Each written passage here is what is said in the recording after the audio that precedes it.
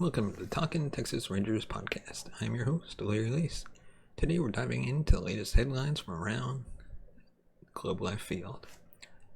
But first, we'd like to thank our sponsor, Game Time, for sponsoring this episode. If you're looking for the best place to find Texas Ranger tickets or tickets to any type of event, concerts, shows, you name it, Game Time is the place to get your tickets. Check them out today. Use the link in the description to help support the show. And now on to our first topic. Our 2022 in review continues with ADOLIS GARCIA. Only one hitter improved his team's chances of winning more often in 2022 than ADOLIS GARCIA. You can disagree with me if you want, but I have stats on my side. According to Baseball, ADOLIS GARCIA had a WPA plus of 14.7 in 2022, second only to Aaron Judge's WPA plus of 18.9. If you're unfamiliar with WPA, it's short for win probability added. It's a cumulative stat that reflects each time a player improves his team's overall chance of winning the game. Say that ADOLIS GARCIA hits a 2-run homer in the first inning of a scoreless game, he likely improves the Rangers' chances of winning by 10%. And his WPA plus increases by 1/10 of a point. In other words, ADOLIS GARCIA added 1,470 percentage points to the Rangers' chances of winning games in 2022. With 100% being the maximum odds they could have in any one game. Does this mean that ADOLIS GARCIA was a 14.7 WAR player in 2022, or the second best hitter in all baseball behind only Aaron Judge?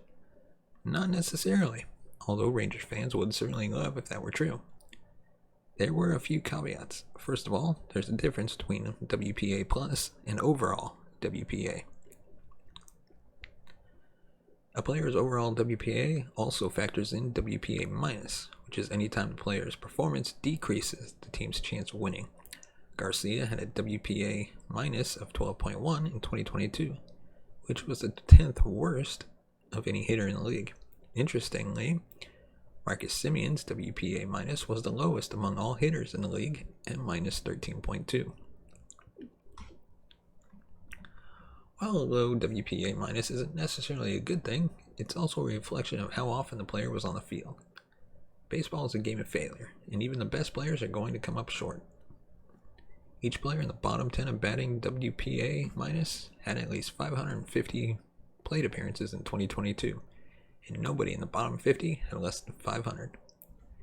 Even with GARCIA's WPA minus, he still finished in the top 20 in the league in overall WPA 2.6.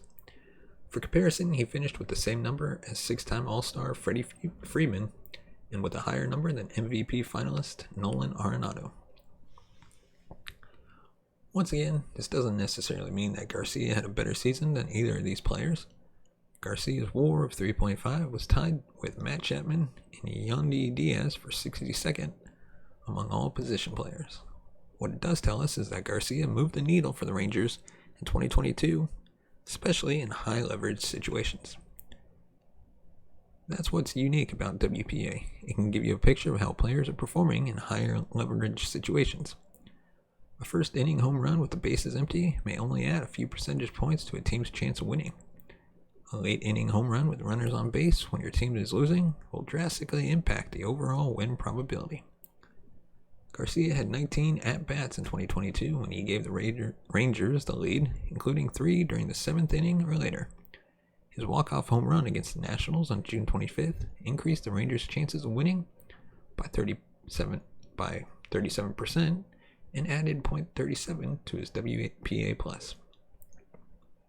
He also added 36.36 points on May 26 with a double down the left field line that scored Eli White and gave the Rangers a 2-1 lead. This came less than 2 weeks after he hit a 3-run home run off of Ryan Brasier in Boston that broke open a 1-1 tie and gave the Rangers a 3-run lead. The Rangers' win probably increased by 34 percentage points as a result of this hit. What's even crazier to think about is that there is still room for improvement. GARCIA is only now entering his prime and just completed his second full season in the big leagues. Not only did he improve many of his key counting stats in 2022, such as hits, doubles, average, RBI, and stolen bases, but he also raised his WPA plus by nearly 2.5 points. He also decreased his WPA minus by 0.8, despite the fact that he had 37 more plate appearances. The question now is what 2023 could have in store for El Bombi. Could he earn another All-Star appearance? What about a spot in the 30-30 club? The sky is the limit for a player who knows how to show up in the biggest moments and who is well positioned to be a key contributor for a contending Rangers team in 2023. Before we move on, give us a thumbs up if you like our video, subscribe to the channel, and hit that bell notification button to be notified of future videos. And let us know your thoughts on ADOLIS GARCIA. And now on to our next topic. Nathaniel Lowe is now a Silver Slugger. Talk about icing on the cake. After a breakout 2022 campaign from the Texas Rangers first baseman Nathaniel Lowe, which saw him slash 302, 358, 851 with a career-high 27 home runs and 76 RBI, the 27-year-old captured one of the American League's highest honors, a Silver Slugger award. Silver Sluggers are awarded to the best hitters at each position in both the American League and National League. Lowe takes home the Silver Slugger at first base in the AL and becomes the first Ranger to win a Silver Slugger since Adrian Beltre in 2014 and the last first baseman to do so would be Mark Teixeira, who went back-to-back in 2004 and 2005. After an offseason of rumors regarding Lowe's status as the first baseman of the future for the Rangers, that even included rumblings of the team pursuing current Atlanta Braves first baseman Matt Olson in a trade, it's now become clear that Lowe is a core building block for the Rangers going forward. He was arguably the best hitter on the Rangers this season and provided a high level consistently, so his Silver Slugger is well deserved. In a 2022 season that ultimately went bad for Texas, it's incredibly satisfying to come away with at least some league-wide recognition for one of the key members of this team. Though teammates Marcus Semien, Corey Seager, and ADOLIS GARCIA all finished as Silver Slugger finalists at their respective positions, Seager was also an AL All-Star in 2022, representing the Rangers with lefty Martin Perez. With his Silver Slugger in hand, Lowe should begin commanding respect as one of the top first basemen in the American League, if not in all of baseball. And after swinging a deal with the Tampa Bay Rays to acquire him back in December 2020, the Rangers can safely say they've come out ahead in that one. Sure didn't look like it at first, but the payoff has been nothing short of rewarding. And now on to our next topic. Texas Rangers have kicked off the hot stove season by acquiring Jake ODORIZZI. Didn't take long for Chris Young and the Texas Rangers to start their offseason.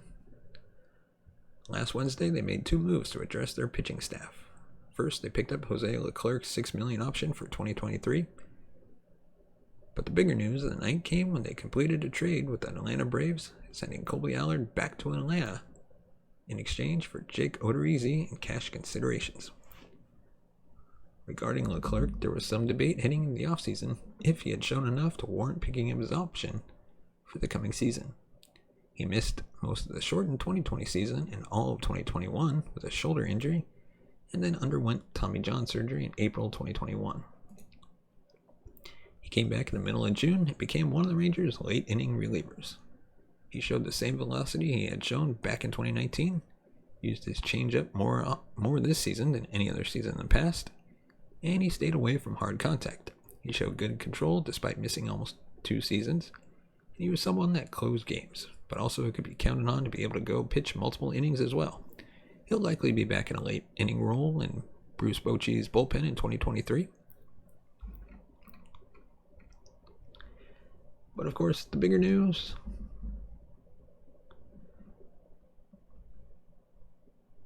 in sending Colby Allard to the Braves in exchange for Jake ODORIZZI, Atlanta will send $10 million to the Rangers.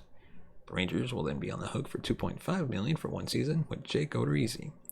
That's a great deal for a quality veteran pitcher who has a shot to be in the opening day rotation, while flipping a pitcher who never contributed much to the Rangers in Allard. Jake Odorizzi spent 2022 pitching with the Astros and then the Braves. He was traded at the deadline to the Braves in exchange for lefty reliever Will Smith. Odorizzi spent all of 2022 starting for the Astros and Braves, then placed on the IL after being removed from a start in May due to tendon and ligament damage on a play he made running to cover first base. He was out until July 4th. He proceeded to make 5 starts, and 2 of those were 7-inning no-run starts against the A's on July 10th and the Mariners on July 31st. He was then traded to Atlanta to help Houston shore up their bullpen. Odorizzi has a 5-pitch mix with a fastball that he pitches up in the zone with. He threw the cutter more this season than his other secondary pitches. He also throws a slider, split finger, and curveball. At this point in his career, he is most likely a guy that doesn't go through a lineup much more than 2 times. I don't see that changing with Texas. I think they're going to make sure to not expose him more than they need to. They will work to keep him healthy and make sure he can pitch through September and hopefully into October. Trading for Odorizzi is just the first major move of many Texas is looking to make this offseason. It's a strong first trade for Texas and helps solidify the back end of the rotation. There is likely more trades that will be made in the coming days as the Rule 5 deadline approaches on November 15th. And the Rangers try to make room on the 40-man roster for the players who are Rule 5 eligible and free agents that they will look to add in the coming days and weeks. Overall, I would say this is a grade A deal in that they traded a likely roster casualty in Colby Allard and got a good pitcher back and will only be responsible for $2.5 million in salary for Jake Odorizzi next season. Let us know your thoughts on this trade. Leave a comment in the comment section below. And on to our next topic, predicting the 2023 opening day rotation.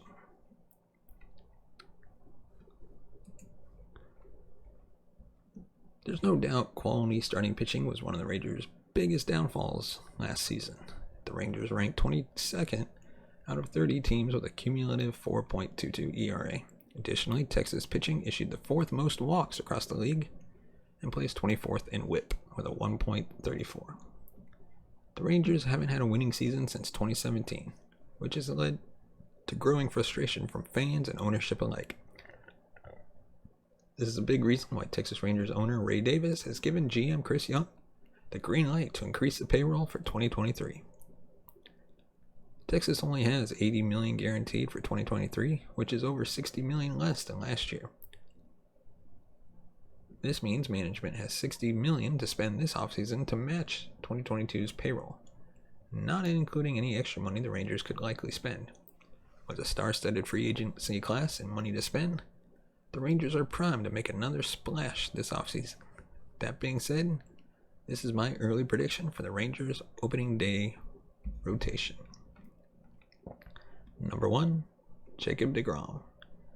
Sure, this may sound like a pipe dream, but so did signing Corey Seager.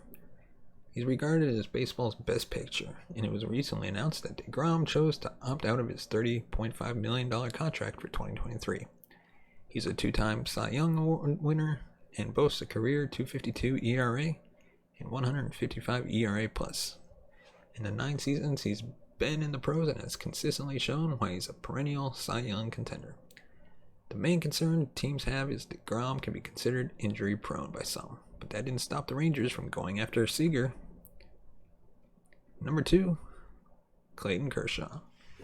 Dallas native Clayton Kershaw was close to signing with Texas the last offseason, but chose to pursue a World Series with the highly talented Dodgers.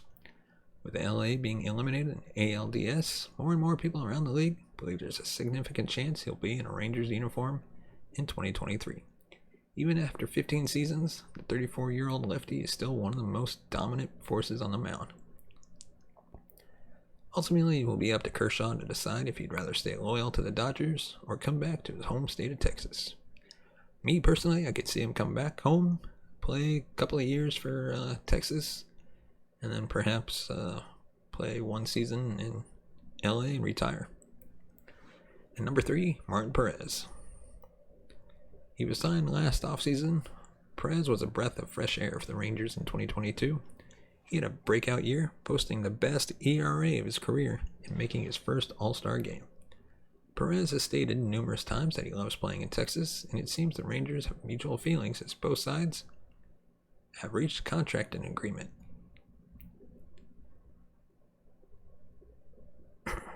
Number 4, Jon Gray. Gray signed a 4-year, $56 million deal with Texas last offseason. In his debut season with the Rangers, the 31-year-old righty battled multiple injuries while also showing flashes of success. Both of these reasons factored into Jon Gray posting an around league average season in 2022. Going into 2023, the Rangers will hope that Gray can capitalize on the flashes of success he showed in 2022. Number 5, Dane Dunning. 2022 left Ranger fans desiring more consistency from the right-hander as Dunning posted an awful .614 ERA in his last month of the season. This came after Dane tossed a one-hit, 7-inning shutout against his former club on August 6th. Dunning has never been a pitcher that blows away hitters with velocity, as he mainly relies on his breaking stuff to fool hitters.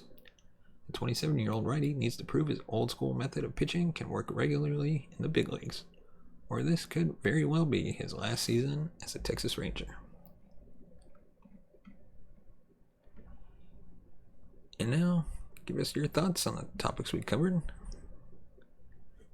Hit that like button, subscribe to the channel, and if you want to support the show, you can buy us a coffee at buymeacoffee.com/TTRangers.